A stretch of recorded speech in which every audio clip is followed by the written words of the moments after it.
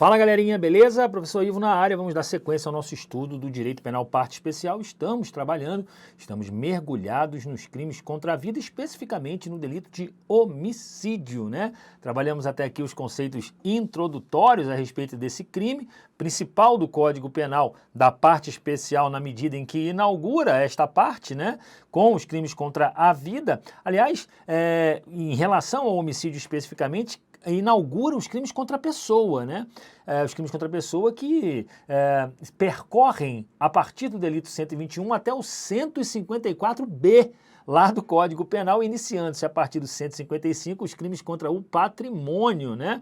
Então, na verdade, os crimes contra a vida são modalidades dos crimes contra a pessoa. Estamos trabalhando o delito de homicídio depois dos conceitos introdutórios.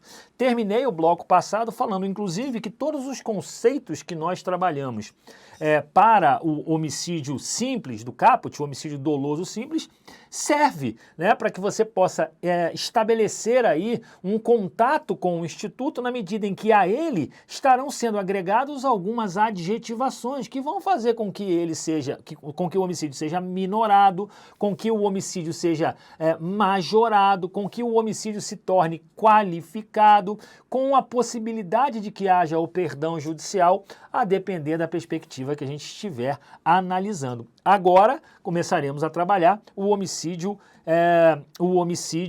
privilegiado, conforme na tela aí para você. É o homicídio do parágrafo 1º. Beleza, meus amigos? Qual a natureza jurídica do homicídio privilegiado? Se você pegar lá o artigo 121, parágrafo 1º, você vai notar que se trata de uma causa de redução obrigatória de pena, que é direito subjetivo do agente, tá? Direito subjetivo do agente. Trata-se, portanto, de uma causa de redução de pena, causa obrigatória.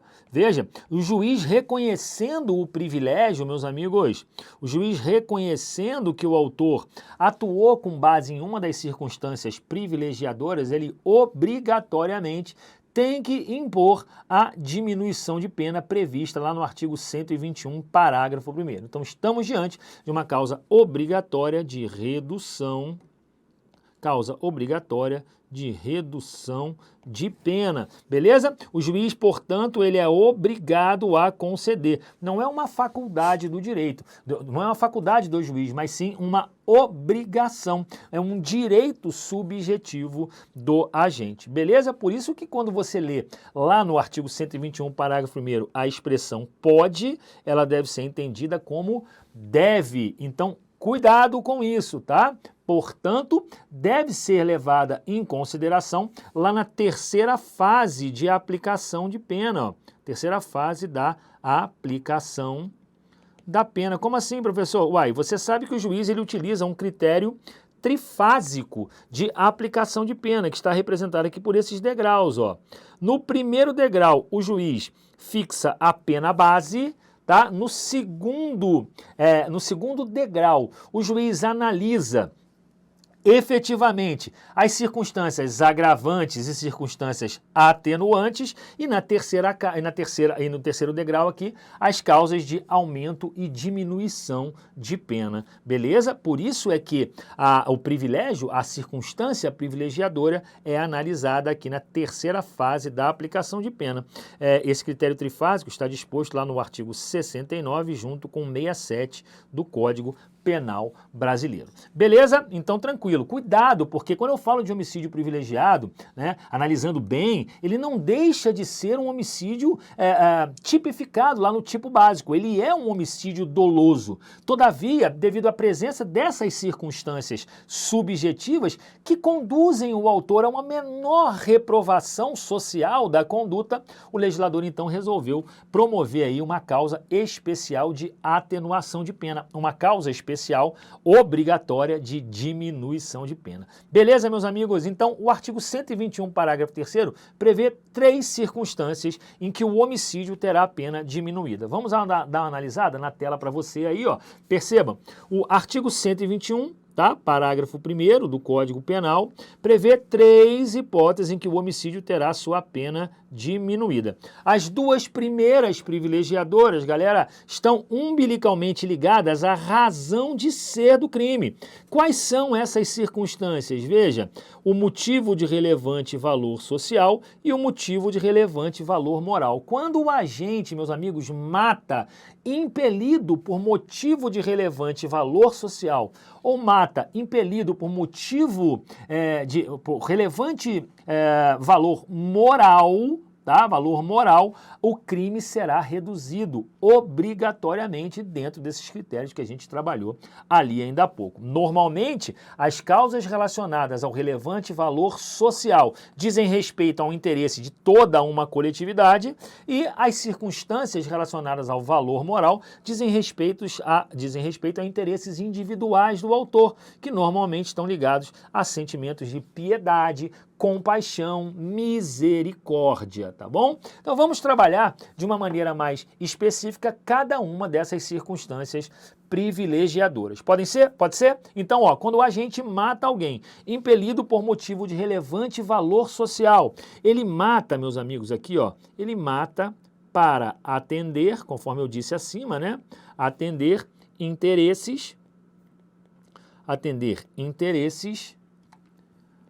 de uma coletividade, né? Exemplo aqui nesse caso, quando um cidadão, perdão, mata um perigoso bandido que aterroriza a vizinhança. Olha aqui a coletividade, né? O agente mata, né, o bandido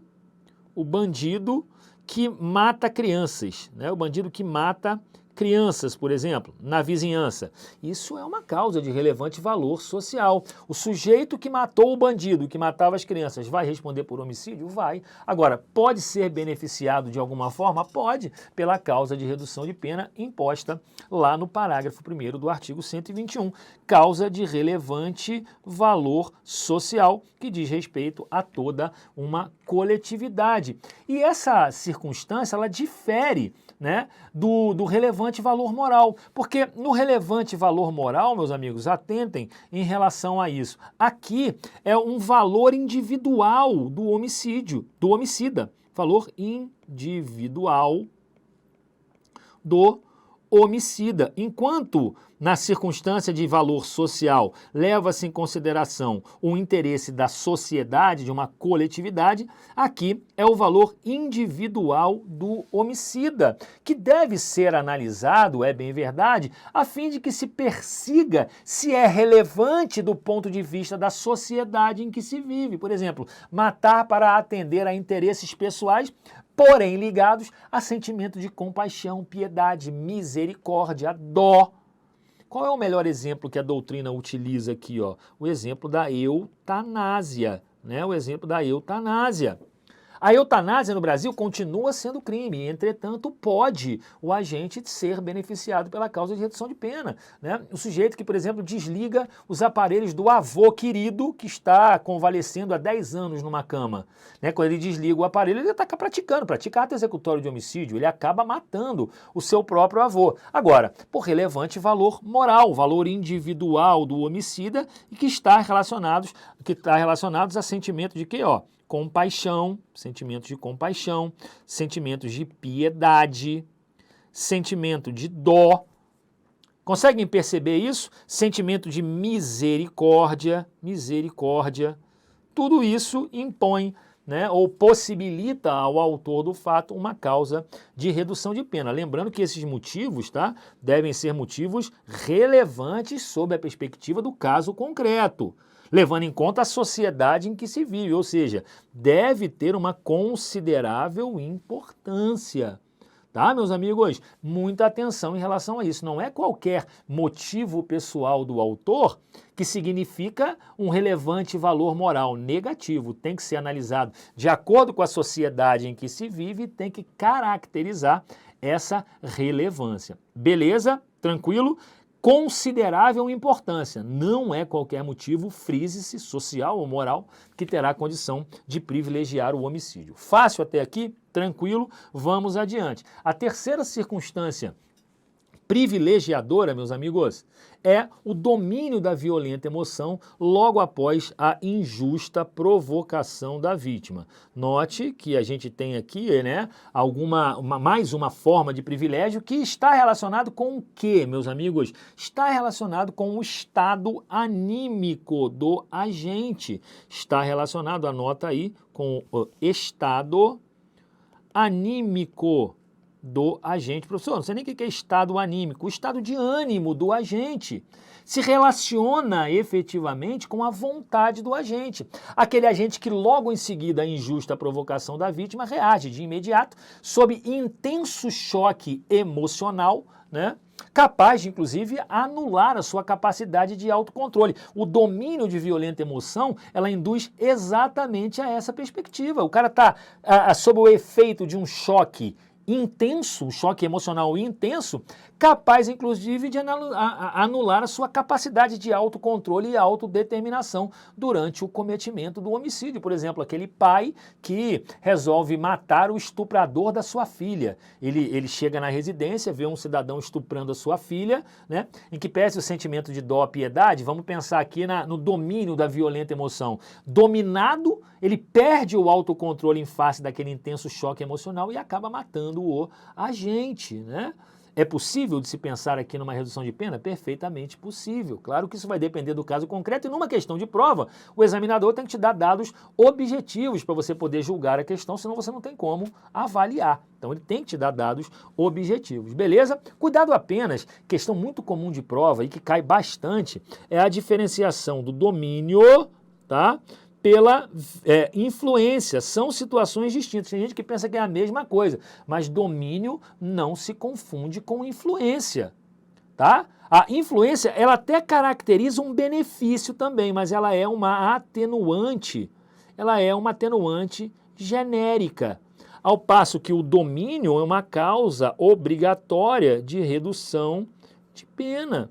É uma causa obrigatória de redução de pena, que são analisadas em momentos distintos na hora da aplicação da pena, mas você há de convir comigo que o domínio da violenta emoção, ele é mais o quê? Ele é muito mais contundente, que significa a perda de um autocontrole, levando o agente a praticar o homicídio, tá? Aqui, ó, é a chamada de emoção choque, ó. Se você vir isso numa prova, tá? A emoção choque é exatamente o domínio da violenta emoção, que interfere na capacidade de autodeterminação do agente. Fácil isso? Tranquilo. Agora, cuidado, não basta que o agente esteja apenas dominado pela violenta emoção. Ele tem que praticar o delito logo após a incidência desse domínio, ou seja, a expressão logo após indica que a reação deve ser o quê? Imediatamente ao conhecimento do réu, né, da injusta provocação. Então, cuidado, não tem intervalo temporal, é exigida uma imediatidade, ó, uma imediatidade, tá? É exigida uma imediatidade. Tá, mas o que dura esse logo após? Bom, você tem que levar em conta que não tem lapso temporal, tá? Sem lapso temporal. O que a doutrina diz? A doutrina diz que esse logo após, tá? Ele deve ser levado em conta durante o prazo do domínio. Enquanto durar, tá, o domínio da violenta emoção, o agente pode efetivamente atuar com esse logo após. Se ele tiver dominado durante 2 horas, tá, e no final das 2 horas provocar o homicídio, praticar o ato, ele vai estar abrangido por esse domínio da violenta emoção, né? Porque não existe um prazo pré-fixado, né? Não existe um prazo pré-fixado. Então esse logo após deve ocorrer durante o prazo do domínio. Enquanto o agente estiver dominado, ele pode se valer, né, dessa gestão, desse ato para poder praticar o homicídio, sem levando em consideração que ele está, né, com a perda do autocontrole em voga, que a sua capacidade de autodeterminação está violada, enfim, mas o logo após deve ocorrer imediatamente, sem lapso temporal, durante o prazo em que o agente estiver dominado. Isso é muito importante, cuidado, não esqueça disso, já vi em prova várias vezes. Beleza? Tranquilo. Uma observação importante, cuidado aqui na tela para você, que é a a seguinte, percebam aí, ó, a injusta provocação da vítima, tá, pessoal, ela não traduz obrigatoriamente um fato típico, né? Por exemplo, eu posso pensar aqui num adultério. Adultério nem crime é. É crime adultério? Não. Agora, o sujeito chega em casa, ou a mulher chega em casa, né? E lá percebe que o marido está, ou a esposa está com outro ou outra na cama. E ali ele resolve matar aquela pessoa, né? Matou aquela pessoa que com sua mulher ou com seu esposo está lá praticando o ato sexual. O adultério é um fato atípico, mas de qualquer forma impôs àquele agente uma injusta provocação. E ele estaria autorizado, no caso, a praticar o delito, fazendo jus à redução de pena, tá? Porque a injusta provocação da vítima não traduz obrigatoriamente um fato típico, a exemplo do que ocorre no adultério. Tá claro isso?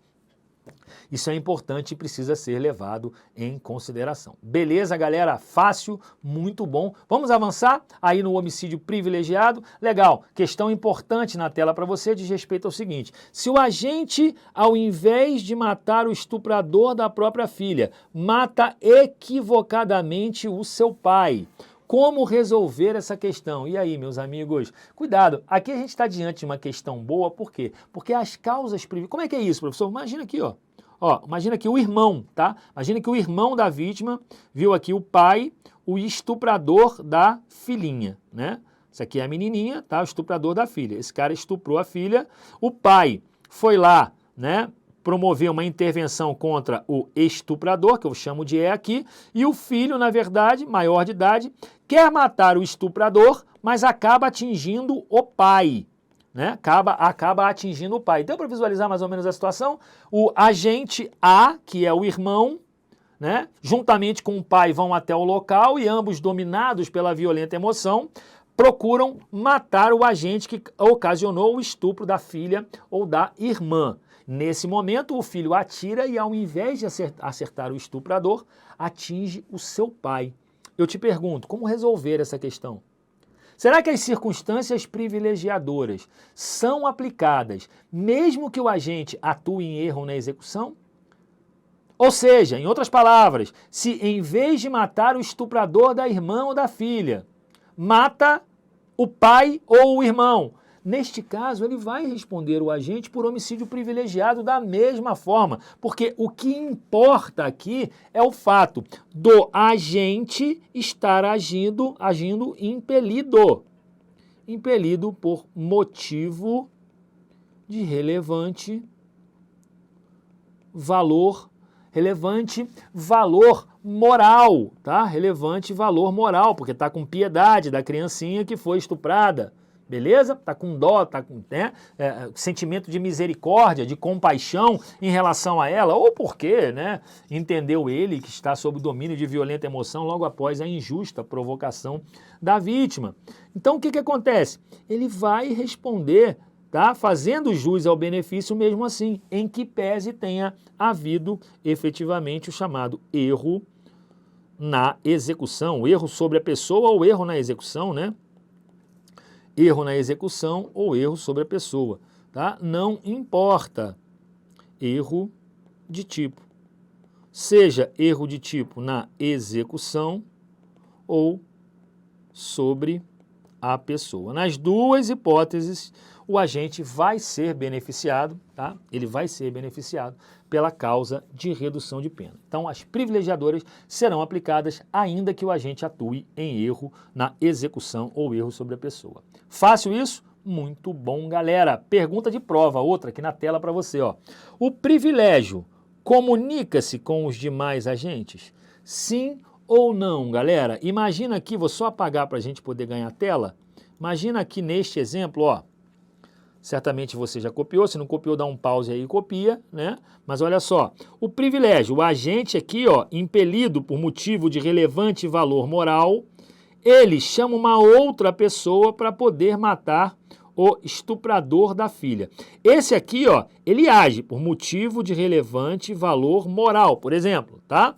Motivo de relevante valor moral. Esse aqui não. tá? Pergunta-se, este privilégio comunica-se com o comparsa? Comunica-se com os demais agentes, sim ou não? Claro que não, né, meus amigos? Se essa situação ocorre, este aqui vai responder com privilégio, este não. Portanto, o privilégio, por ser circunstância de caráter pessoal, tá? Por ser circunstância de caráter pessoal, não se comunica.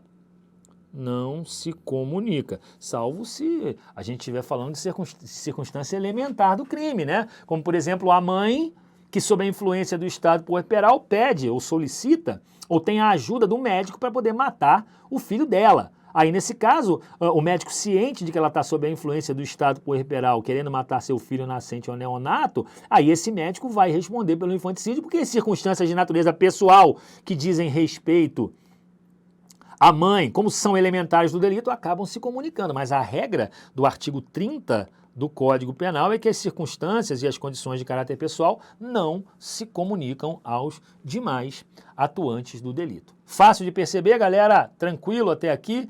Muito bom, muito bom, muito bom, tá? Importante consignar com vocês na tela o seguinte, o artigo 121, tá? Parágrafo 2º, e aqui agora já tratando do homicídio qualificado, avançando no homicídio qualificado no parágrafo 2º, porque a gente estava tratando do homicídio privilegiado, e a gente viu aqui as 3 circunstâncias que encerram o homicídio privilegiado: relevante valor social, relevante valor moral e o domínio da violenta emoção logo após a injusta provocação da vítima. Tratamos dessa perspectiva e agora a gente vai entrar no homicídio qualificado, que é a hipótese que mais cai em concurso, tá?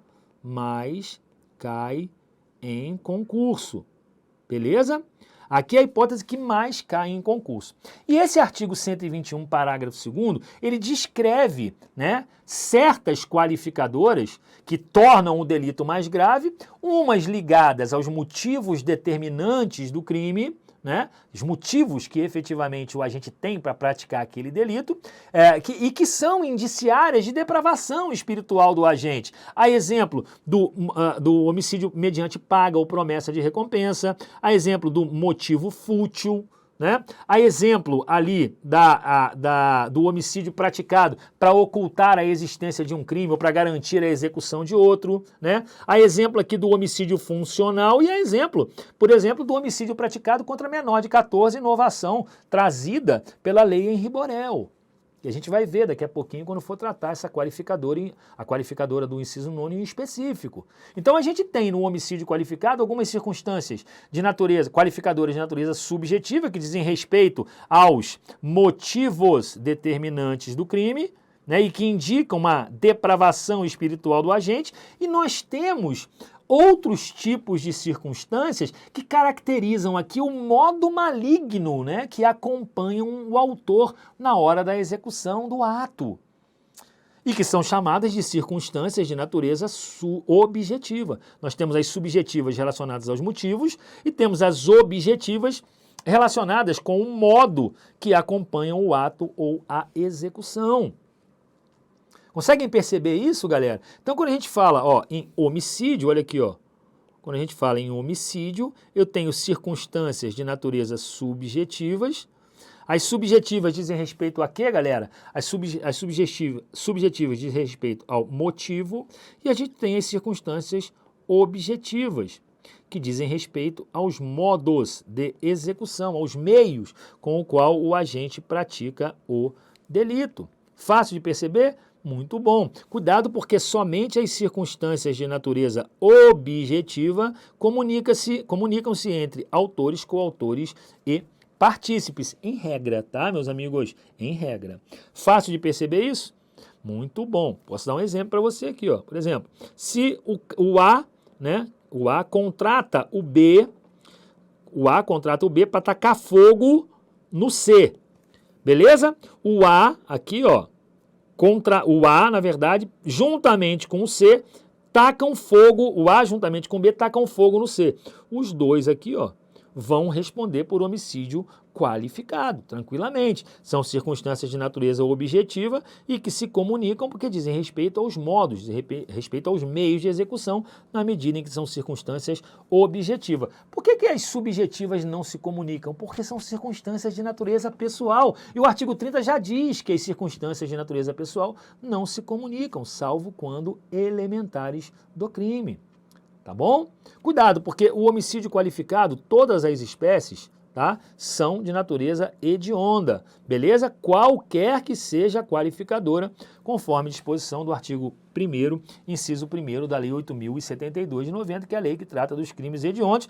Lembrando aqui a vocês a respeito do homicídio simples. O homicídio simples é hediondo? Não, o homicídio simples não é hediondo. Mas o homicídio simples pode vir a se tornar hediondo? Pode. Quando? Praticado em atividade típica de grupo de extermínio, ainda que praticada por um só agente. Então, cuidado, homicídio qualificado, todas as modalidades, todos os incisos de 1 a 9 são considerados hediondos. Homicídio simples nem sempre será hediondo, só quando praticado em atividade típica de grupo de extermínio, ainda que praticado por um só agente. Fácil de perceber? Estamos bem até aqui? Muito bom. Percebam, seguinte, pergunta de prova aí. Pode haver compatibilidade entre uma qualificadora e o dolo eventual? Em outras palavras, o dolo eventual combina com uma qualificadora de natureza subjetiva? Sim ou não, meus amigos? E aí? Se o jurado, por exemplo, lá no tribunal do júri, reconhece que o dolo é eventual, ele pode reconhecer, meus amigos, também uma qualificadora subjetiva? Qual é a posição do STF? Preste atenção, que depois nós vamos anotar. O dolo eventual pode sim coexistir com a qualificadora, por exemplo, do motivo torpe do crime de homicídio.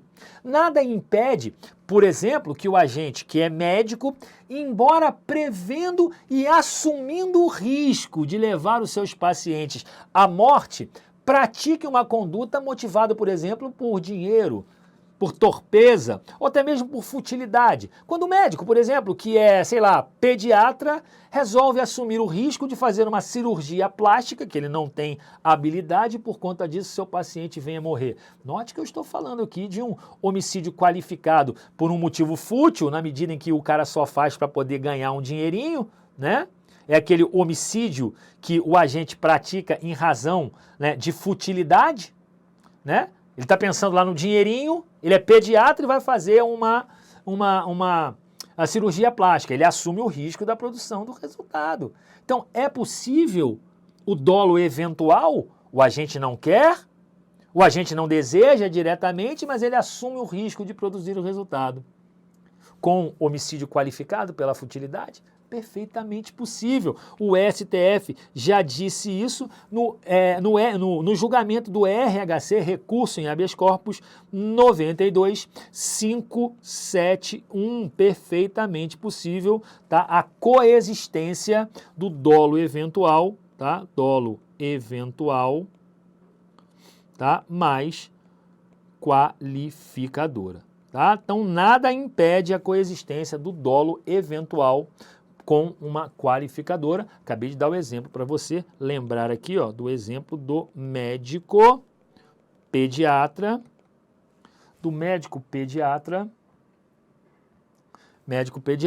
praticando cirurgia plástica. Praticando cirurgia plástica. Beleza? Fácil de perceber isso? Muito bom, então cuidado, perfeitamente possível, tá?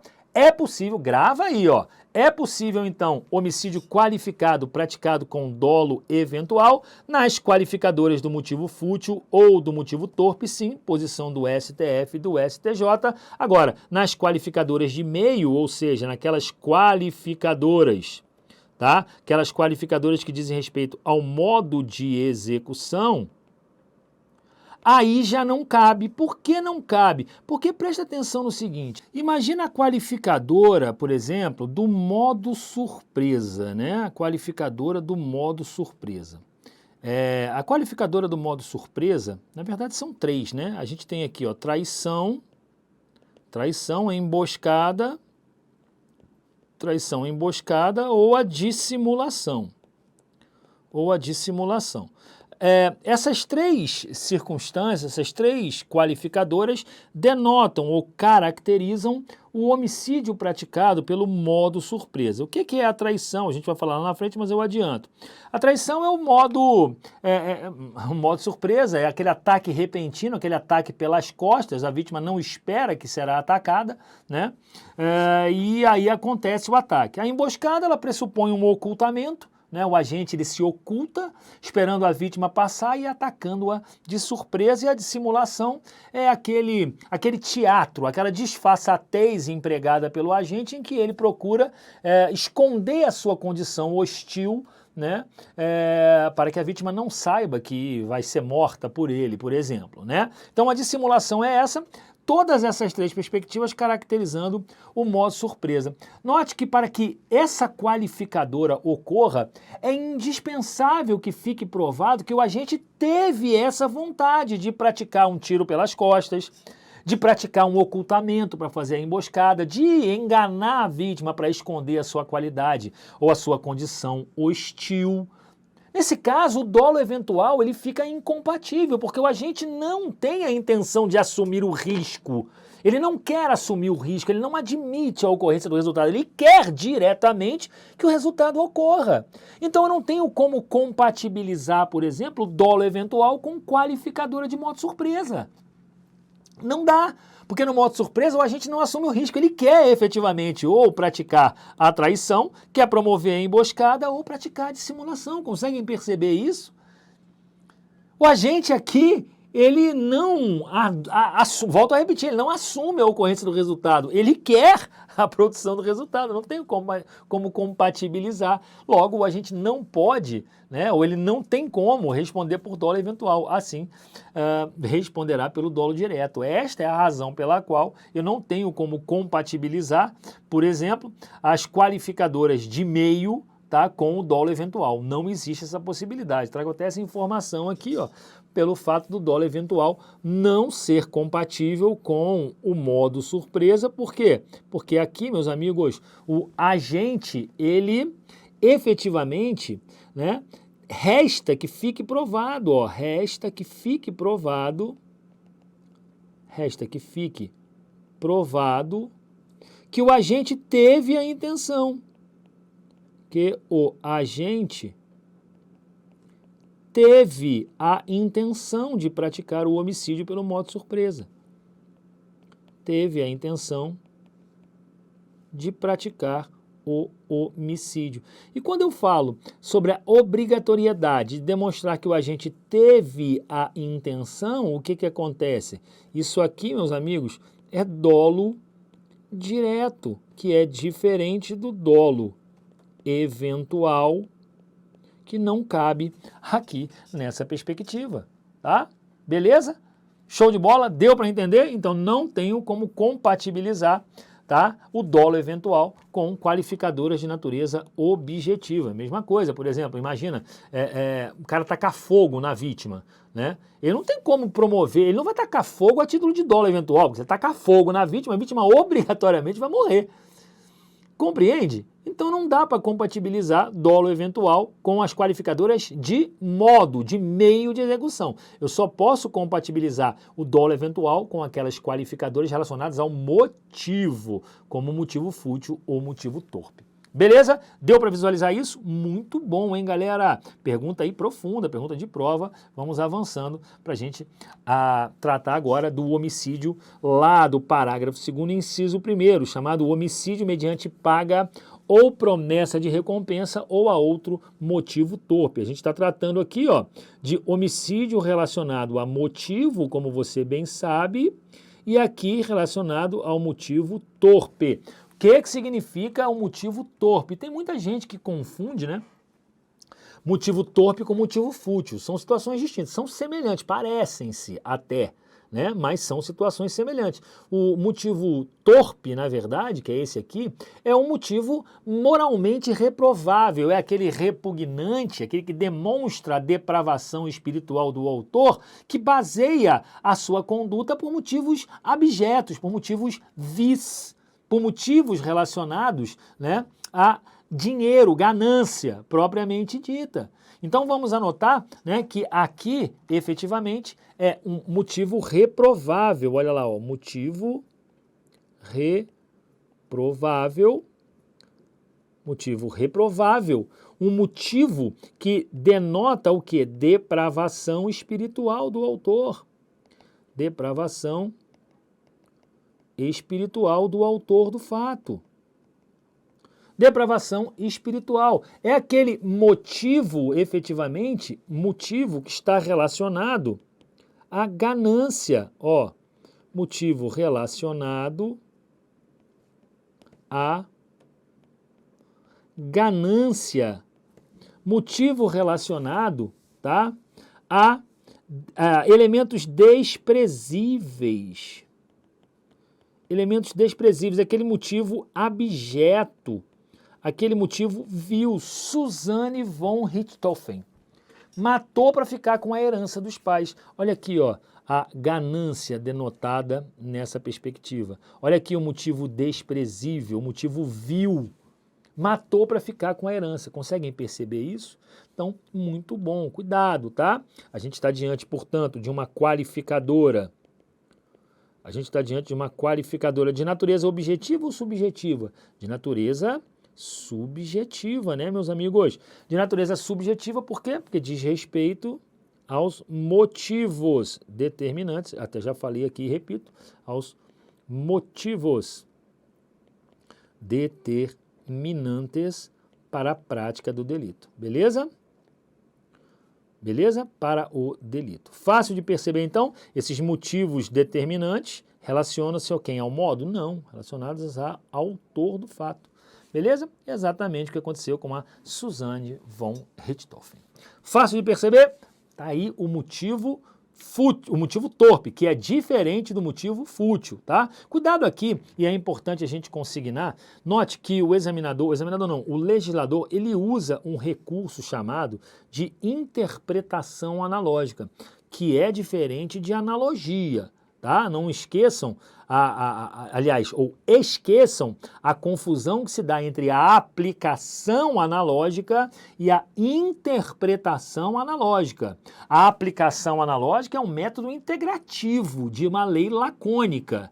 Eu tenho uma lei que ela apresenta lacunas, eu me valho de um outro dispositivo para preencher aquela lacuna.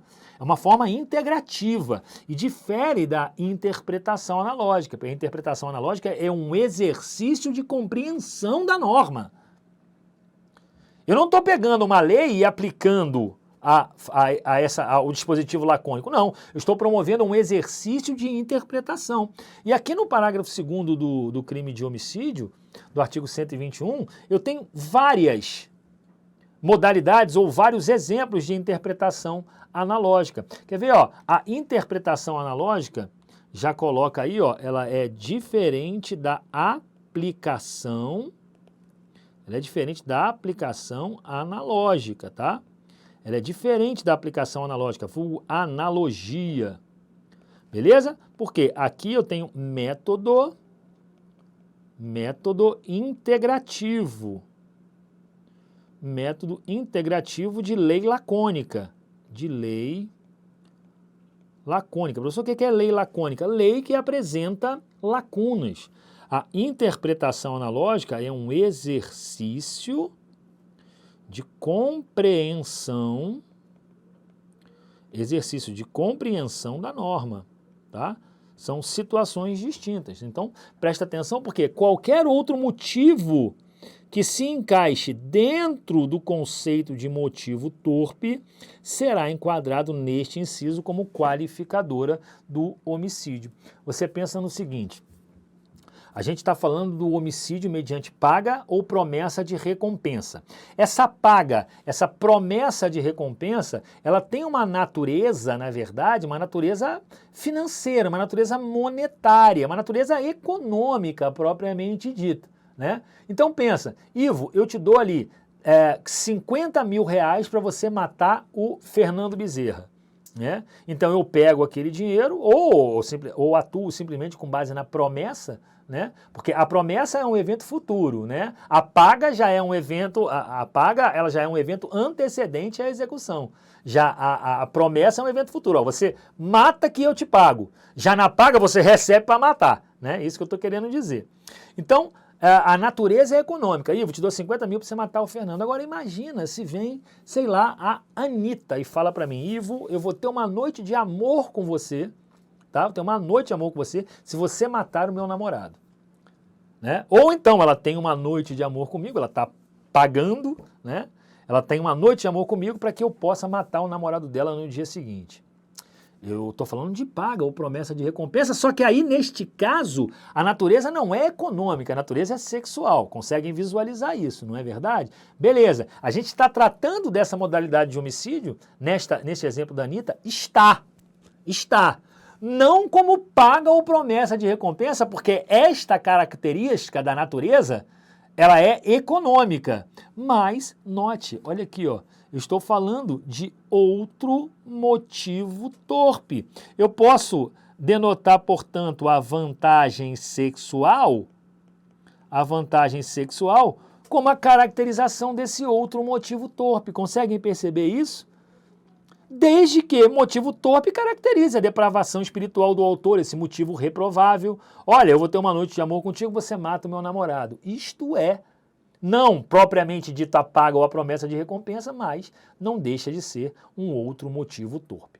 Fácil de perceber isso, meus amigos? Então, cuidado, tá? Porque qualquer outro motivo, olha aí, ó, qualquer outro motivo que se encaixe dentro do conceito de motivo torpe será enquadrado nesta qualificadora de homicídio, dando aso à chamada interpretação analógica. Beleza? Importante consignar aqui com vocês, porque essa expressão já veio em prova, ó. Quando a gente está falando de homicídio praticado mediante paga ou promessa de recompensa, que caracteriza justamente esta natureza econômica sobre a qual a gente acabou de falar, essa natureza econômica, ela é tratada, esse homicídio é conhecido como homicídio mercenário. O da vantagem sexual, que caracteriza outro motivo torpe, não é o homicídio mercenário. O homicídio mercenário é aquele praticado mediante paga ou promessa de recompensa econômica e não a de natureza sexual. A de natureza sexual configura outro motivo torpe, outro motivo desprezível, mas não o homicídio mercenário. Cuidado, homicídio mercenário é apenas o paga ou promessa de recompensa. Tá aqui, ó. Paga ou promessa de recompensa. Aqui sim eu tenho o homicídio mercenário. Beleza? Fácil de perceber isso? Muito bom, galera. Muito bom, muito bom. Percebam aí, ó, só para confirmar aquilo que eu já tratei com vocês aqui, de que na paga o recebimento do dinheiro, né, antecede a prática do homicídio, na paga. Já na promessa de recompensa, basta um compromisso para o futuro pagamento. Não há necessidade do recebimento, tá? Não há necessidade do recebimento.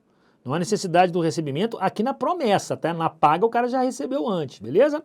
Qual a natureza da recompensa, galera? Já falei para vocês aqui, a natureza é econômica, tá? Natureza é econômica, não esqueçam disso aí, beleza? O homicídio, galera, é delito unissubsistente. Você não pode confundir unissubsistente com unissubjetivo, tá? Unissubjetivo.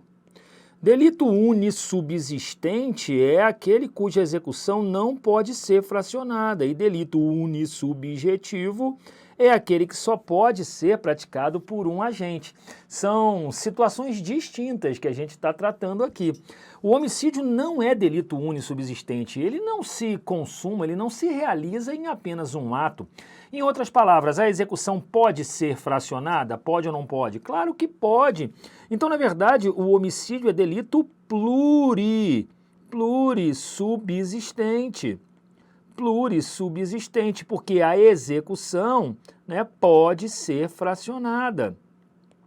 Execução pode ser fracionada em vários atos, né? O cara, por exemplo, pode querer e matar, então ele reúne os meios para tal, vai até o local aonde a vítima está para poder matá-la. Quando a vítima vem caminhando na direção do agente sem saber que vai ser morta, o agente, na hora de iniciar ou iniciando a execução, ele interrompe, porque pode ser surpreendido por alguém ou vai passando uma viatura. Enfim, significa dizer que a execução ela pode ser fracionada. Ele volta amanhã para executar o delito, por exemplo. É diferente do falso testemunho, é diferente da injúria, em que o cara falseou o testemunho ou proferiu, né, a ofensa injuriosa. Ele não tem como fracionar, né? Ele não tem como fracionar. Então, o homicídio é sim delito plurissubsistente, tá? E diferente aqui do que se fala do delito unissubjetivo, aqui é importante você ter em mente uma definição importante. Veja, o homicídio ele pode ser praticado por um só agente? Pode ser praticado por um só agente, mas ele pode ser praticado por um ou mais agentes? Pode também. Beleza, delito, portanto, unissubjetivo. Agora, cuidado, o delito unissubjetivo também é chamado de delito de concurso eventual, ó. Delito de concurso eventual. Por que concurso eventual? Porque eu posso ter uma pessoa praticando, tranquilo, só que eu posso ter mais de uma pessoa praticando. Então o concurso aqui é um concurso eventual. O delito se consuma com uma só pessoa praticando ou se consuma com várias pessoas praticando. Agora, cuidado aqui especificamente nesta qualificadora que a gente está trabalhando, que é a qualificadora da paga ou da promessa de recompensa. Volto a repetir, em regra, o delito de homicídio ele é de concurso eventual, mas aqui, no homicídio praticado mediante paga ou promessa de recompensa, obrigatoriamente ele é plurissubjetivo. Aqui, obrigatoriamente, ele é plurissubjetivo. Por quê? Porque obrigatoriamente, meus amigos, eu vou ter que ter mais de uma pessoa praticando. Então, estou diante aqui de um crime de concurso necessário. Um crime de concurso necessário. Como assim, professor? Presta atenção. Eu não estou falando no homicídio mediante paga. Então aqui eu tenho um cara que paga, olha só, eu tenho um cara que paga e eu tenho o cara que recebe a quantia para poder matar a vítima. Então, obrigatoriamente, eu tenho que ter mais de uma pessoa. Obrigatoriamente, eu tenho que ter o A, que é aquele que promete ou que paga, e eu tenho que ter a figura do executor, que vai ceifar a vida da vítima. Então, o que você precisa ter em mente? O homicídio, em regra, é um crime de concurso eventual? Beleza. É um crime unissubjetivo ou de concurso eventual. Pode ser praticado por uma pessoa, pode ser praticado por uma ou mais pessoas. Agora, aqui, no homicídio mediante paga ou promessa de recompensa, obrigatoriamente eu tenho que ter mais de uma pessoa praticando. Conseguem perceber isso? E essa questão do delito unissubsistente, do delito unissubjetivo, são diferentes. Não esqueça, acabei de assentar para você aqui, delito unissubsistente é diferente do plurissubsistente. O unissubsistente, ele se realiza em um ato só. O plurissubsistente pode ser fracionado. O delito unissubjetivo é aquele que pode ser praticado por um agente ou por mais de um agente. Agora, o delito plurissubsistente é aquele que obrigatoriamente é indispensável a participação de no mínimo duas pessoas, ou seja, mandante e executor. Aquele que paga ou promete a futura recompensa e aquele que aceita praticando o combinado. Deu para perceber isso, galera? Tranquilo? Show de bola? Muito bom. Vamos adiante, avançando aí na tela para você. Questão de prova agora, perceba. O pai que desesperado deseja eliminar um perigoso marginal que estuprou e matou a sua filha. Ele contrata um pistoleiro profissional, o qual comete o homicídio sem saber, olha aí, ó, sem saber dos motivos do seu contratante. Ele vai praticar o homicídio apenas pela paga, tá? Ou pela promessa da paga. As circunstâncias pessoais do agente se comunicam neste caso com o executor, sim ou não, pessoal? As circunstâncias que fizeram com que o executor fosse praticar o delito mediante a paga ou a promessa de recompensa, se comunicam efetivamente com o executor, com o cara que vai matar, sim ou não? Percebam, vou desenhar. O pai, né, desesperado para eliminar o perigoso marginal que estuprou sua filha, contrata aqui mediante paga esse cidadão, beleza? Para poder matar o estuprador da filha. Fácil de perceber? Pois bem, as circunstâncias que movem o pai, qual seja o desespero, o que pode configurar aí um domínio de violenta emoção, essas circunstâncias de natureza pessoal do pai comunicam-se com o executor a fim de que esse executor também possa ser beneficiado, por exemplo, do homicídio qualificado privilegiado? Sim ou não, meus amigos? Cuidado nesta hipótese não. Por quê? Porque tratando-se de circunstância de natureza ou de caráter pessoal do agente, ela não se comunica ao partícipe.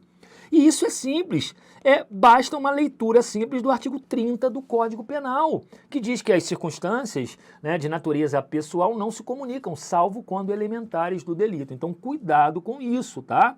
Evidentemente, não poderão responder pelo mesmo crime, pois os seus motivos são diversos e incomunicáveis. O pai vai responder pelo homicídio privilegiado, obviamente, né, como partícipe da ação do agente que vai matar, e o executor, né, vai responder pelo crime qualificado, beleza? Então aqui, ó, em razão desse exemplo que eu te dei, o pai vai responder por homicídio privilegiado, porque a questão disse, ó, que o pai está desesperado, né, matando o perigoso estuprador, né, que estuprou e matou a sua filha, e o executor vai responder pelo homicídio qualificado.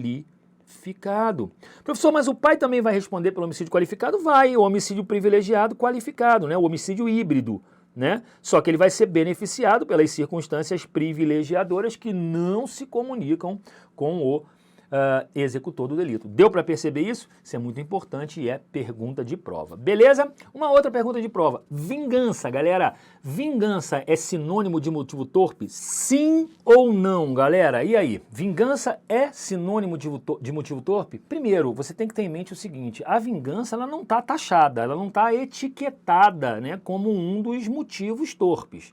Você só tem lá como motivo torpe a paga, a promessa de recompensa e tem também, claro, a possibilidade de aplicação, né, de outras motivações torpes àquele homicídio qualificado. É o que a gente chama de interpretação analógica, eu já expliquei isso para você. Então, sim, a vingança ela pode vir a ser, né, taxada, etiquetada como um homicídio qualificado. Agora, ela não é regra, não necessariamente, tá? Não necessariamente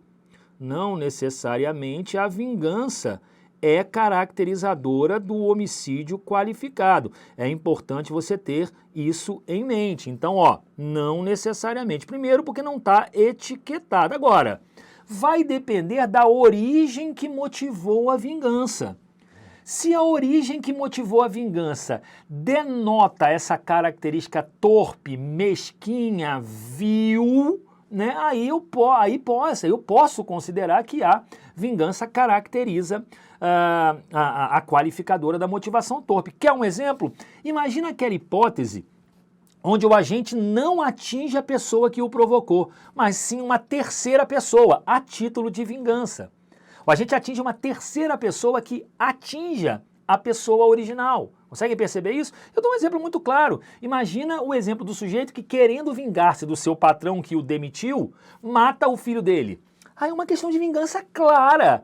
Mas, na verdade, o que caracteriza essa vingança, o que origina essa vingança é uma torpeza inicial, motivada, né, por dinheiro, enfim, por acerto de contas relacionado lá ao dinheiro das verbas decisórias, enfim, de acordo com o exemplo. Então, cuidado, nem toda vingança qualifica o homicídio. É necessário que eu verifique, né, a origem da vingança. É necessário que eu verifique a origem que motivou a vingança. Se a origem que motivou a vingança é uma origem torpe, aí a gente pode falar em característica qualificadora do homicídio. Mas a regra é que nem sempre a vingança qualifica o homicídio. Lembra aí, tá, do exemplo do patrão que manda que manda o agente embora. Que manda o agente embora.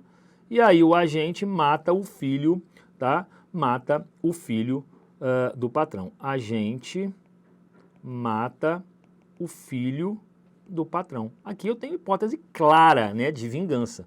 Hipótese clara de vingança que vai efetivamente caracterizar o homicídio qualificado. Não em face da vingança, mas em face da torpeza do motivo vil que caracterizou, né, efetivamente aí o homicídio. Deu para perceber? O homicídio praticado por vingança, meus amigos, é chamado aí, ó, de homicídio teseuniano. Se você vir essa expressão na prova, saiba que a gente está falando do homicídio, né, do homicídio praticado ou caracterizado em face da vingança. Deu para perceber? Então qual é a regra? Motivo relacionado à vingança qualifica o crime de homicídio? Nem sempre. Eu tenho que verificar a origem, tá, dessa vingança, para saber se essa origem é origem torpe, é uma origem vil, abjeta, repugnante, que diz respeito, por exemplo, à ganância, dinheiro, enfim, conforme a gente já tratou aqui. Beleza? Avançando aí no homicídio qualificado, vamos falar do homicídio qualificado pelo motivo agora, pelo motivo fútil. O que caracteriza, galera, o homicídio praticado pelo motivo fútil, hein, galera? Fútil também é uma natureza subjetiva, né? Ela diz respeito aos motivos determinantes. Eu já falei para você, assim como o motivo torpe.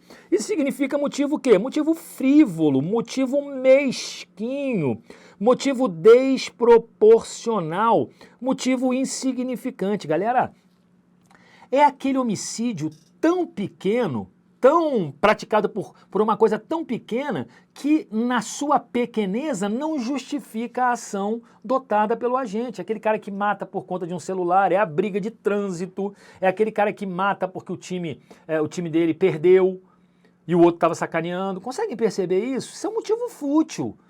Cara que, por exemplo, pratica motivado por ciúme, né, de alguma coisa, de alguma situação.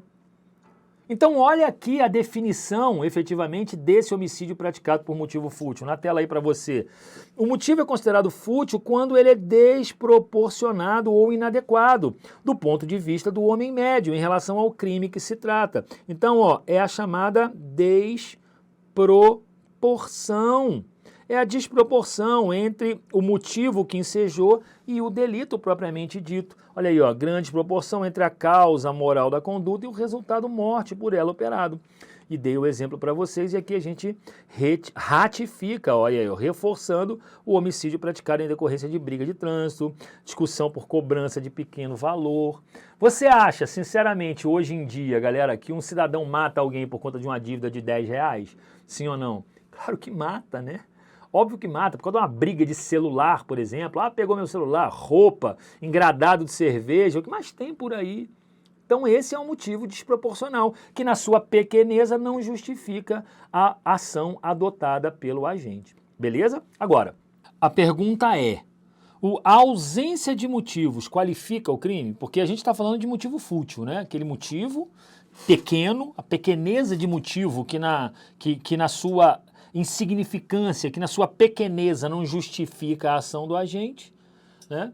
Se já é repugnante, se já é qualificado alguém matar por um motivo tão pequeno, qualifica o homicídio alguém matar sem motivo? A ausência de motivo qualifica o crime de homicídio, sim ou não? E aí cuidado, tá? Porque parece um contrassenso, né? Por exemplo, tem corrente que advoga a tese de que o homicídio praticado sem motivo não qualifica o delito. Tem gente que defende essa tese, e gente importante. E aí você pensa, acaba sendo um contrassenso. Por quê? Como é que um agente que mata uma pessoa por um motivo pequeno, uma dívida de R$10, de R$50, responde por homicídio qualificado, e alguém que mata a vítima sem motivo algum não responde por homicídio qualificado pelo motivo fútil? Acaba sendo um contrassenso, né? E aí tem gente que defende, por exemplo, já que eu falei para você que tem duas correntes, tem gente que defende, numa primeira corrente, olha na tela aí, se o motivo pequeno, se o motivo fútil qualifica, a ausência de motivo também qualificará. Pensamento de gente importante, Fernando Capês, Rogério Greco, né? Seria um contrassenso conceber a ideia de que o homicídio por um motivo pequeno qualifica e a ausência de motivo não qualifica, né? Só que não é o que acontece com a doutrina majoritária, porque, veja, o que a doutrina majoritária defende, deixa eu só colocar aqui, ó, doutrina majoritária, e a explicação está aí no slide, doutrina majoritária defende, é que a ausência de motivo, tá? A ausência de motivo não se confunde com ausência de motivo. E querer comparar, querer achar que a ausência de motivo é o mesmo do que pequeno motivo, é fazer analogia para prejudicar, e isso não é admissível. Apesar de ser ilógico, né, pelo respeito ao princípio da legalidade, da taxatividade, a ausência de motivo não se equipara a motivo fútil. Ou seja, equiparar a ausência de motivo a motivo fútil é fazer uma analogia para prejudicar. Uma analogia em malam partem, que é vedada no direito penal. A gente está cansado de falar sobre isso. Tá? Essa, então, é a corrente que prevalece, a ausência de motivo, e eu já errei isso em prova, inclusive me lembro. Paraíba 2008, caiu uma questão dessa, dizendo que a ausência de motivo qualifica o crime de homicídio. Não qualifica. Aliás, se você quiser até um aprofundamento maior, até por conta do advento de novel legislação, que, por exemplo, inseriu o homicídio praticado, né, por arma de fogo de uso restrito ou proibido como homicídio qualificado, né? Imagina um agente, né? Isso aconteceu com a derrubada do veto ao inciso 8º do parágrafo 2º do artigo 121, que introduziu no Código Penal o homicídio praticado por arma de fogo de uso restrito ou proibido. Isso é uma qualificadora. Então, se alguém sem motivo algum, né? A regra é de que a ausência de motivo não qualifica, beleza. Princípio da taxatividade, doutrina majoritária. Agora, com o advento da novel legislação, especificamente a derrubada do veto do pacote anticrime ao inciso 8º do parágrafo 2º do artigo 121. Se alguém mata sem motivo, porém com emprego de arma de fogo de uso restrito ou proibido, o homicídio é qualificado não pela ausência de motivo, mas pelo emprego da arma de fogo de uso restrito ou proibido. Conseguem perceber isso? Só que a regra é de que a ausência de motivo, de fato, não qualifica, porque se assim fosse, seria produzir analogia in malam partem. Beleza? Isso não é admitido. Beleza? Tranquilo, meus amigos? Fácil de perceber? Na tela, observação importante, a jurisprudência somente admite que um homicídio qualificado seja privilegiado ao mesmo tempo, tá, pessoal? A gente até já trabalhou isso. Se as circunstâncias de natureza privilegiadoras, tá, se comunicarem com as qualificadoras de ordem objetiva. As privilegiadoras são de ordem subjetivas, né?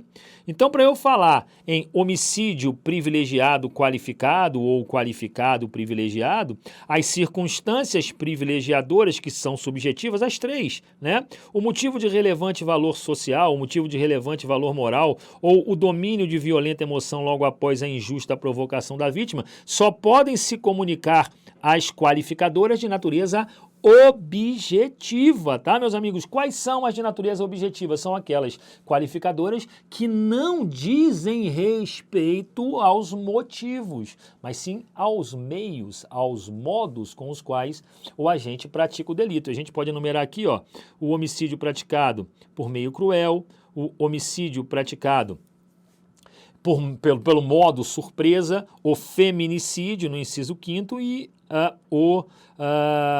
o emprego de arma de fogo de uso restrito ou proibido no inciso 8º. Essas são as qualificadoras de natureza objetiva. Então, se, por exemplo, o agente mata alguém impelido por motivo de relevante valor social ou moral ou sob o domínio de violenta emoção logo após a injusta provocação da vítima, mediante o emprego de arma de fogo de uso restrito ou proibido, eu estou diante de um homicídio qualificado privilegiado. Beleza, então? Na tela mais uma vez aqui, eu vou grifar no marca-texto. Se a qualificadora for subjetiva, entende? Se a qualificadora for subjetiva, ela é incompatível com o privilégio. Por exemplo, eu não posso matar por motivo de relevante valor social ou moral, ou ainda sob o domínio de violenta emoção, alguém mediante paga ou promessa de recompensa. Por quê? A qualificadora é de natureza subjetiva, o motivo torpe.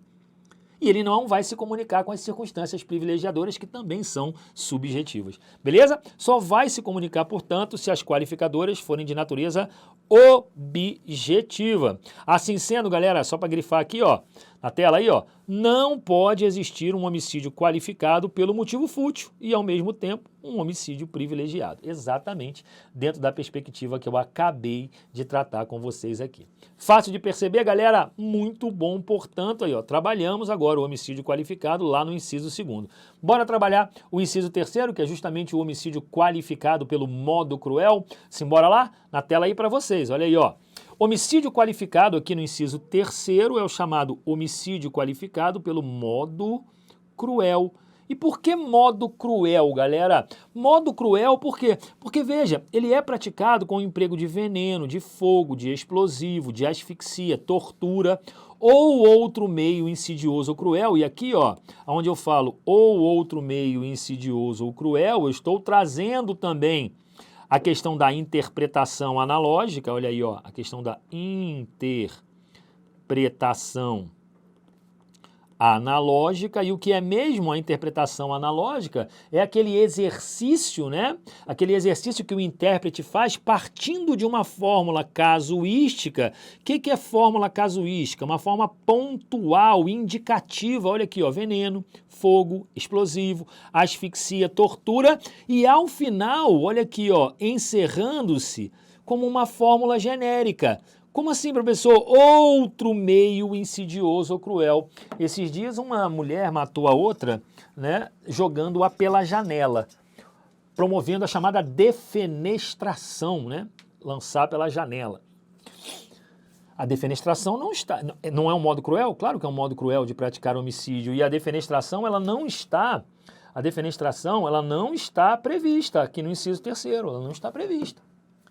Caramba, então não é homicídio qualificado? Claro que é, por quê? Porque o legislador, ele empregou uma forma pontual, indicativa, veneno, fogo, explosivo, asfixia, tortura, encerrando de forma genérica, ou outro meio insidioso ou cruel. Meio insidioso é aquele meio que pressupõe uma disfarçatez, como, por exemplo, você vai colocar um veneno na bebidinha da pessoa, né, e você, por exemplo, coloca o veneninho e muda de lugar o veneno, e muda de lugar o copo para aquela pessoa tomar o copo envenenado, sem que ela perceba, né, aquele meio insidioso que impõe uma certa disfarçatez, né? Esse é o meio insidioso. E tem o meio cruel, como a defenestração.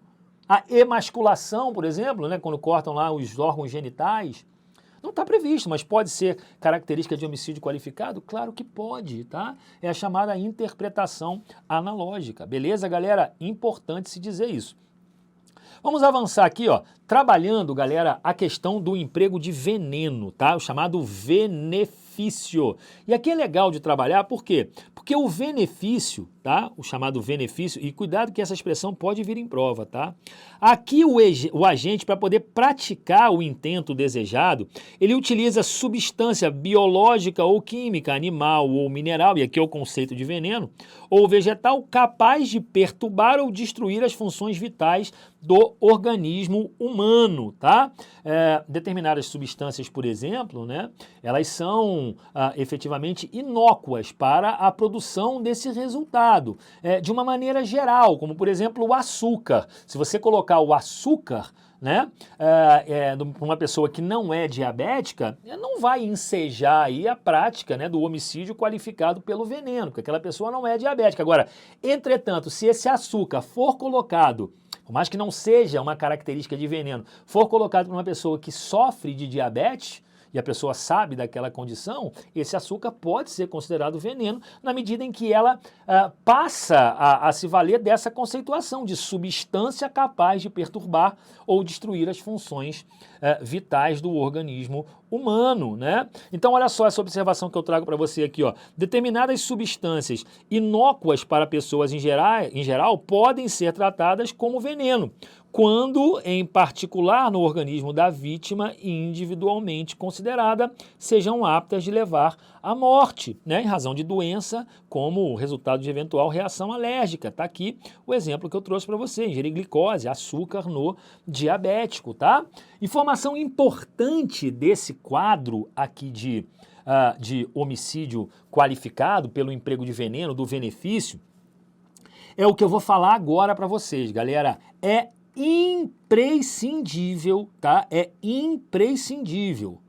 Ou seja, é necessário, galera, que a vítima desconheça o fato de estar ingerindo a substância que vai lhe matar. Ela não pode saber que está sendo envenenada, sob pena de descaracterizar o homicídio pelo emprego de veneno, tá, gente?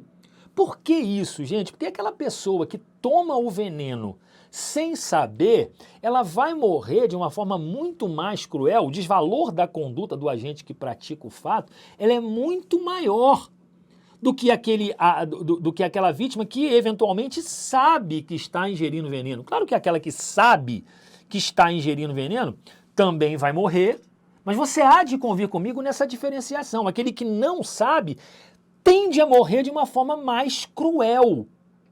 Por isso que, doutrinariamente falando, o benefício impõe que a vítima desconheça o fato de estar ingerindo a substância mortífera, tá? Mas, professor, se ela sabe que está ingerindo veneno, ela não vai morrer do mesmo jeito, não seria emprego de veneno? Não.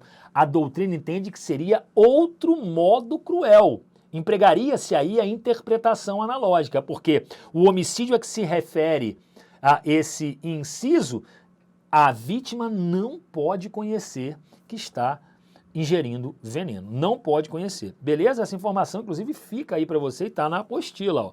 Caso a vítima, aqui, ó, seja forçada a ingerir a substância sabidamente venenosa, a gente vai estar diante de outro meio cruel alcançado pela interpretação analógica. Beleza, galera?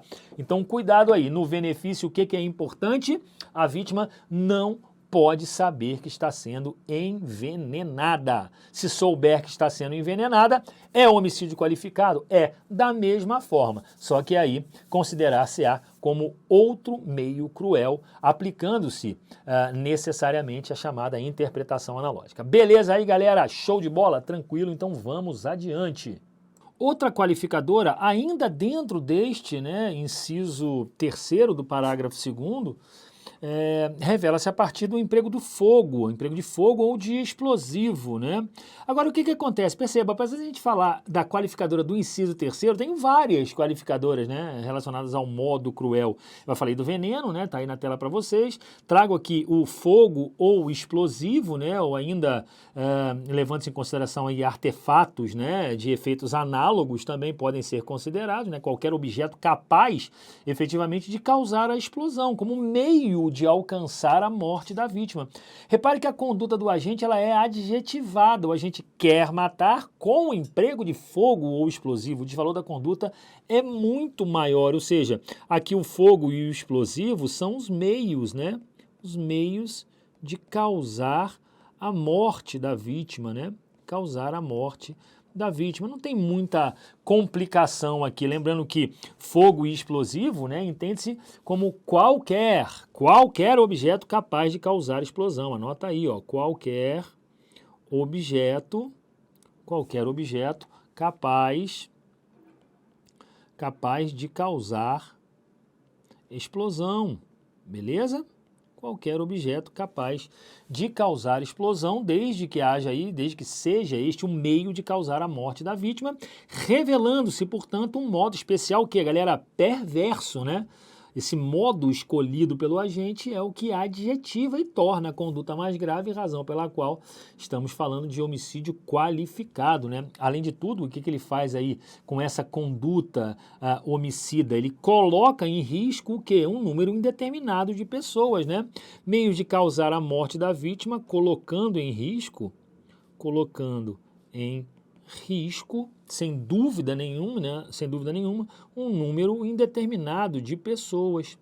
Um número indeterminado de pessoas. Beleza? Então cuidado, porque normalmente a gente pensa em fogo e explosivo, mas eu estou falando aí de qualquer meio, tá? Qualquer meio capaz de causar uma explosão. Um coquetel Molotov se insere dentro dessa perspectiva. Tranquilo?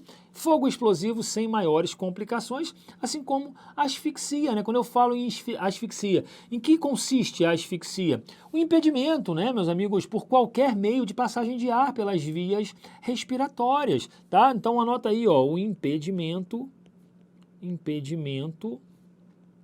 de passagem de ar,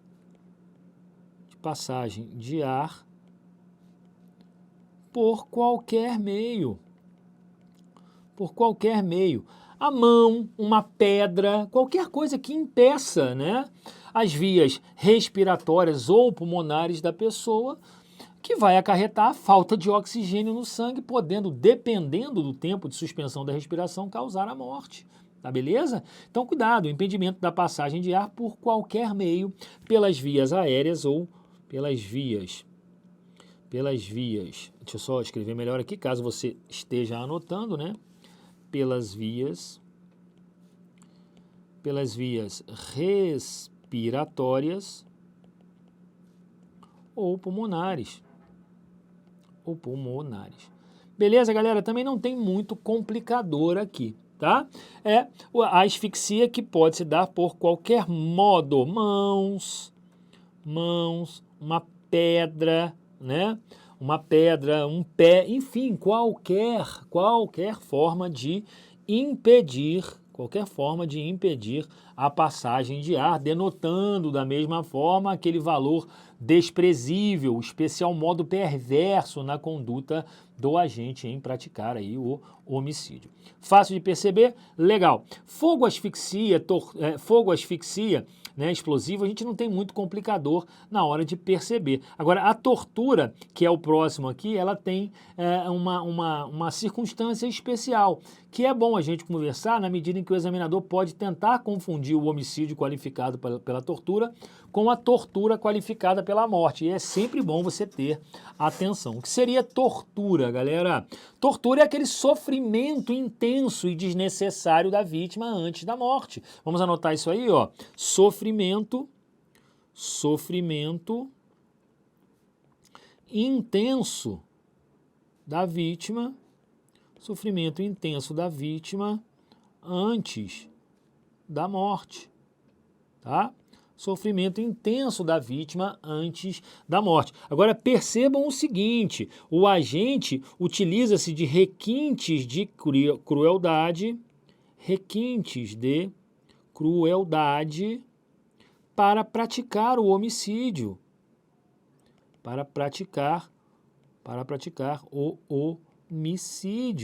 beleza? Aqui no caso, o agente, ele quer a morte e a tortura é um fim. Aqui, ó, o agente, ao contrário, a morte é um fim e a tortura é um meio, tá? A morte do agente, no caso aqui, é o que o agente pretende e a tortura é um meio. Esse sofrimento intenso da vítima antes da morte é, portanto, um meio, tá? Que justifica aí o fim.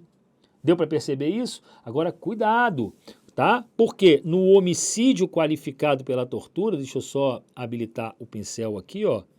No homicídio qualificado pela tortura, que é esse que a gente está tratando aqui, é diferente do crime de tortura qualificado ou qualificada pela morte. Por quê? Porque nesta outra seara aqui, ó, presta atenção, o agente quer o quê? O agente quer torturar, né? E ele acaba matando. Qual é a intenção do agente? A intenção do agente é torturar. A morte ocorre como resultado mais grave. Então, tem diferença entre o homicídio qualificado pela tortura, tá aqui, ó, da tortura qualificada pela morte. Não esqueçam disso, o examinador vai tentar confundir. No homicídio qualificado pela morte, o que o agente quer? Torturar ou matar? Ele quer matar. Ele usa a tortura como meio para alcançar o fim. No homicídio, na tortura qualificada pela morte, o que a gente quer é torturar. Ele acaba matando como uma forma de resultado mais grave. Ele tortura tanto, mais tanto, mais tanto, que acaba matando. Aqui eu estou falando de um delito pré-ter-doloso, né? Aqui, ó, na tortura qualificada pela morte, eu estou falando de pré-ter-dolo, né? Crime agravado pelo resultado, então cuidado, beleza? Aqui, na tortura qualificada pela morte, existe o pré-ter-dolo. O que a gente está tratando é do homicídio qualificado pela tortura. Então não confundam, porque isto cai em prova. Tranquilo aí? Avançando, o que seria um meio insidioso? Até já falei, né? Mas se você quiser anotar aí para deixar bem didático, bem redondinho no seu caderno, o meio insidioso é aquele meio dissimulado. Aquele meio dissimulado na sua eficiência maléfica. Pensa na sua eficiência maléfica. Pensa, galera, pensa naquele veneninho colocado na bebida da pessoa. É aquele meio que incide ali uma disfarçatez, uma estratagema, uma perfídia, no sentido de enganar a vítima ou de fazer com que ela não perceba, né, que ela está sendo, de alguma forma, vítima, ou de que ela será vítima de um homicídio, que ela vai colocar um veneno naquela bebida. Beleza? O agente se utiliza, em outras palavras, de mecanismos para a prática do crime sem que a vítima tenha qualquer conhecimento, tá? Ó, sem que a vítima tenha, vou botar na tela grande, sem que a vítima tenha qualquer conhecimento. Fácil de perceber? Então, cuidado com o meio insidioso. Pode ser qualquer situação. O meio, aliás, tá? É importante que se diga. Opa, deixa eu só colocar aqui o meu celular no silencioso, tá aqui. O meio, é importante que se diga, será insidioso quando a vítima não tiver qualquer conhecimento do seu emprego, tá? É o que ocorre geralmente nos crimes cometidos mediante armadilha, sabotagem, por exemplo, de freio de veículo, né? Isso é um meio insidioso. Não deixa de ser um meio insidioso. O envenenamento, né? Beleza? Aliás, o envenenamento é um meio insidioso por excelência, né? Pensa na cena Nazaré Tedesco. Assistiram a novela? Eu acho que é, como é que é o nome? Senhora do Destino, né? Nazaré Tedesco.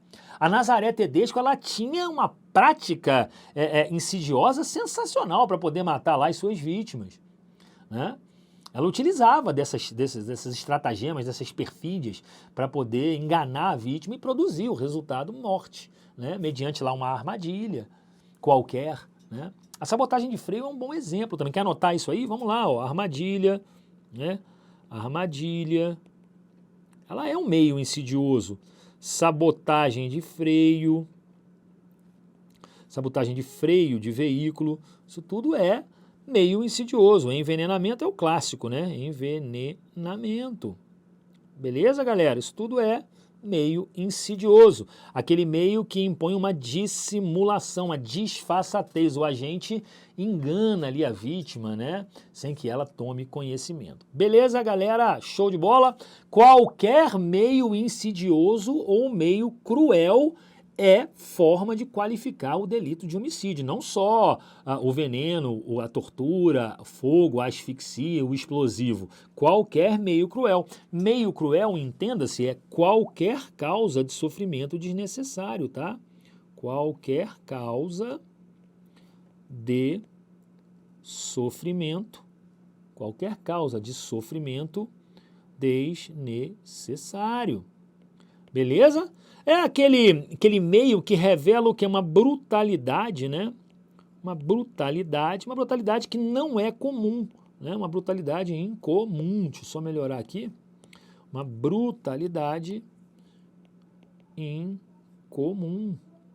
Beleza, galera? Dá para perceber aí o que se trata, o meio cruel? Claro que todo mundo sabe, né, o que é meio cruel. Às vezes o cara tem dificuldade de conceituar, na hora da prova, né? Então, ó, meio cruel é qualquer meio que cause sofrimento desnecessário à vítima ou revele uma brutalidade incomum, isso em cotejo com o mais elementar sentimento de piedade, né? Faz-se aí um cotejo entre o que é a piedade, né, e a brutalidade aplicada para a gente poder denotar aí o meio cruel. Quem me dá exemplo de modo cruel ou de meio cruel? A defenestração, eu mostrei pra gente, eu mostrei para vocês em outro caso ainda, da menina que joga a outra pela janela. Quer ver só? A defenestração. A defenestração é um exemplo. Quer outro exemplo? Pisoteamento. Pisoteamento. Pedrada, né? A pedrada. Percebem isso? Isso é exemplo efetivamente de meio cruel de praticar homicídio. Show de bola, galera, tranquilo. Cuidado, aqui está uma observação importante a respeito do entendimento dos tribunais. Os tribunais eles têm entendido que a qualificadora do meio cruel pode ser admitida na hipótese em que o agente age por puro sadismo. O agente já é sádico, né? E ele é sádico e tem um nítido propósito de prolongar o sofrimento da vítima. Os tribunais disseram que por mais que o agente haja por puro sadismo, tá? Por puro sadismo, é possível aí a conjugação da qualificadora do meio cruel, beleza? Só pra gente colocar aqui, ó, sadismo admite o modo cruel. Beleza? Tranquilo? Show de bola? Há quem defendesse que o só fato do camarada ser sádico, né, já impunha a ele um desvalor da conduta, e impor também o modo cruel seria uma espécie de bis in idem. Os tribunais assentaram o entendimento no sentido de que a qualificadora do meio cruel somente pode ser admitida na hipótese do agente agir por puro sadismo quando ele tem um nítido propósito de prolongar o sofrimento da vítima. Beleza? Tranquilo? Então, o sádico pode responder também pelo modo cruel? Pode, quando a atitude sádica dele impõe ali um nítido propósito de prolongar o sofrimento da vítima. Beleza? Então não é o fato dele ser sádico apenas que ele vai responder pelo modo cruel, não, tá? Tem que haver o sadismo mais o prolongamento, tá? Com o nítido propósito de alargar o sofrimento da vítima. Importante esta consideração, porque eu já vi em prova, razão pela qual estou trazendo para vocês aqui. Beleza? A qualificadora do inciso 3º do parágrafo 2º, ela ainda vai mais além, quando ela diz o seguinte, ó, meio que possa resultar em perigo comum, meio que possa resultar em perigo comum. O que significa isso? Fórmula genérica, né, galera? Aqui, ó, mais uma vez, estou diante de uma fórmula genérica. E quando eu falo em fórmula genérica, eu falo em quê? Eu falo em interpretação, analógica, tá? Por exemplo, o cidadão que mata o outro dentro de uma boate cheia, né? Ele atirou na vítima, matou a vítima, mas, pô, ele causa com a atitude dele perigo comum, é aquele que expõe, perigo comum é aquele que expõe a perigo um número indeterminado de pessoas. Anote aí, ó, expõe a perigo um número indeterminado de pessoas. Beleza? Expõe a perigo um número determinado de pessoas. Então, se o agente, na prática da conduta dele, ainda expõe a perigo um número indeterminado de pessoas, coloca como exemplo aí, ó, tiros na boate, tiros, aqui tá trios, né? Não, é tiros. O agente mata a vítima dentro da boate. Agente mata a vítima dentro de uma boate. Pode incorrer nesta qualificadora na medida em que ela é um meio de que possa resultar em perigo comum, ou seja, expondo a perigo um número indeterminado de pessoas. Note que o legislador não coloca aí matar alguém dentro da boate. Não, ele faz de uma maneira genérica, permitindo ao intérprete, né, aplicar em várias hipóteses. Beleza, galera? Essa qualificadora está relacionada umbilicalmente com a incolumidade social. Show de bola, galera? Tranquilo, adiante, vamos avançando, né, para a gente poder tratar agora da qualificadora lá do inciso 4º. Olha aí, o homicídio praticado na tela mediante traição, emboscada ou dissimulação, ou ainda outro recurso, olha aí, ó, mais uma vez interpretação analógica. Outro recurso que dificulte ou torne impossível a defesa do ofendido. Olha que interessante. Você precisa entender o que é cada uma dessas perspectivas, né? Primeiro, é importante você saber que qualifica o crime, né, de homicídio para o agente que utiliza de algum recurso que dificulta efetivamente ou impossibilite a defesa da vítima em forma de interpretação analógica aqui, né? Mais uma vez, o examinador encerra de forma genérica. Começa de maneira pontual, olha aqui, ó, traição, emboscada, dissimulação, e ele encerra de uma forma genérica, mais uma vez empregando-se aí a chamada interpretação analógica, beleza? Interpretação analógica. Bora ver o que significa cada um desses elementos aqui. O que seria a traição, galera? Traição, anota aí, ó, é o ataque desleal, olha só. Ataque desleal, aquele ataque repentino, olha aí, ó, aquele ataque repentino que pega a vítima pelas costas. Como é o exemplo? Tiro pelas costas, olha aí, ó, tiro pelas costas. Isso é uma traição, o cara está conversando com a vítima, na hora que ela vira de costas, ele saca e dá nas costas dela, né? Então, o agente que, por exemplo, mata a vítima durante o sono, né? Ele tem ali uma espécie de intenção mórbida, espera a vítima dormir e sufoca a vítima, né? O tiro pelas costas é um exemplo aqui, ó. Então, o agente que mata a vítima durante o sono, de alguma forma, é um recurso que impossibilita a defesa da vítima. No caso lá da Suzanne von Richthofen, certamente incidiu, além das outras qualificadoras, esta, de recurso que impossibilita a defesa da vítima, já que elas estavam dormindo, né? Não deixa de ser ali uma traição, tá? Não deixa de ser ali uma traição. Então, o que é a traição? É o ataque desleal, o ataque repentino que pega a vítima de surpresa. E a emboscada, o que é? A emboscada, galera, o que acontece aqui? Ela pressupõe um ocultamento, né? Ela pressupõe um ocultamento. Muitas das vezes as pessoas dizem que não existe premeditação, que a premeditação não qualifica o delito de homicídio. É até verdade. A premeditação em si, sozinha, ela não qualifica o crime de homicídio. Ela pode ser considerada lá na hora da aplicação da pena, é bem verdade. Só que no caso da emboscada, esse ocultamento do agente, ele pressupõe uma premeditação. Por quê? Porque o agente ele quer matar a vítima quando a vítima vai passar pelaquela rua, né? Então, para poder se emboscar, presta atenção nisso, para poder se emboscar, ele já premeditou o delito. Bom, eu vou me enterrar aqui, eu vou me esconder aqui, porque ela passa por aqui várias vezes, eu já vim aqui 3 vezes, já vi ela passando por aqui, eu vou matar ela semana que vem, quero saber os horários que ela passa. Então ele já está premeditando o delito. Mas não é a premeditação por si só que qualifica, o que vai qualificar é a emboscada, porque ele se oculta, né? Ele se oculta para quê? Para atacar a vítima de surpresa, né? O ataque da vítima, né? Ataque de surpresa. Por isso que esse homicídio é chamado de homicídio modo surpresa, sabia, galera? Aqui, deixa eu só apagar e escrever melhor para você. Esse homicídio do parágrafo 2º é chamado de homicídio modo surpresa. Modo surpresa. Porque as suas hipóteses, elas pressupõem essa surpresa por parte do agente, tanto a traição, quanto a emboscada, quanto a dissimulação.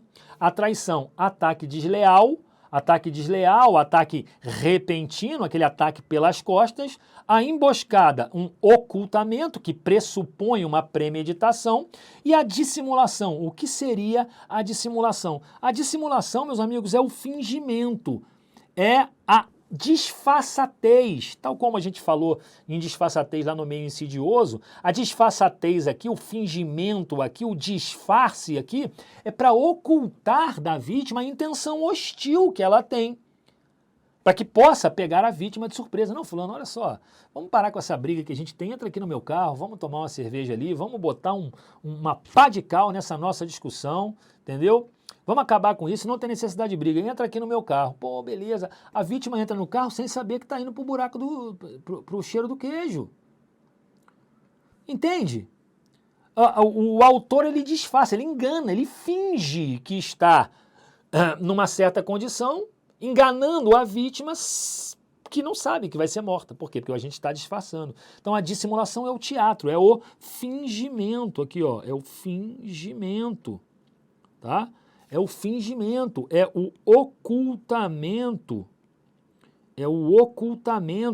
é a desfaçatez do agente, tá? Onde ele tenta esconder, né? Onde tenta esconder a intenção, hostil, a intenção mórbida. A vítima não sabe que vai morrer. E aí ele acaba pegando a vítima como, galera, de surpresa, né? Acaba pegando a vítima de surpresa e indefesa, olha aí, ó. Acaba pegando a vítima de surpresa e indefesa. Conseguem perceber, então, esta qualificadora aí do modo surpresa? Lembrando que a qualificadora do modo surpresa impõe 3 elementos: traição, emboscada e dissimulação, tá? Importante aqui uma observação que diz respeito ao seguinte: a idade da vítima, tá? Tanto a idade tenra quanto a idade avançada, por si só, não possibilita a aplicação da qualificadora, tá? O cara matou o velhinho na cadeira de roda, ele não tinha condição, efetivamente, né, de se defender. Então, cuidado com isso, tá? Porque a idade da vítima, seja idade tenra ou avançada, não impõe isoladamente, tá, o reconhecimento da qualificadora. Beleza? Então, cuidado com isso. Por quê? Porque, efetivamente, essa questão da idade, ela tem que ser um recurso procurado pelo agente. Só se configura a qualificadora, em outras palavras, se a dificuldade ou a impossibilidade de defesa resultar da conduta do agente. Se a impossibilidade de defesa decorrer de característica da vítima, não há que se falar em qualificadora, da qualificadora que está sendo estudada.